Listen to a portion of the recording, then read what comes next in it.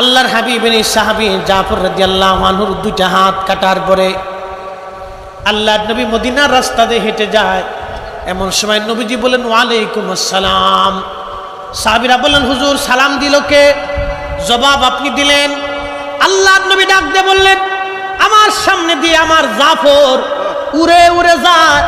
আমার জাফরকে দুইটা হাতের বিনিময়ে আল্লাহ দুইটা পাখা দিয়ে দিছে। আমার জাফর জান্নাতের যেখানে খুশি সৃষ্টির সেখানে আমার জাফর উড়ে উড়ে যায়। একসাথে বলেন আল্লাহু আকবার। আমার জাফরের দুইটা হাত কাটার পরে আল্লাহ দুইটা পাখা দিয়ে দিছে। আটটা জান্নাতের যেখানে খুশি সেখানে ঘুরে বেড়ায়। আমার জাফর আমার সামনে দিয়ে যাবার সময় আমাকে সালাম দিয়ে গেছে, আমি তো সালামের জবাব দিছি। আরে দুনিয়ার নবী, রূহের দুনিয়ার নবী, দুনিয়ার জগতের নবী যদি নূরের জগতের জাফরের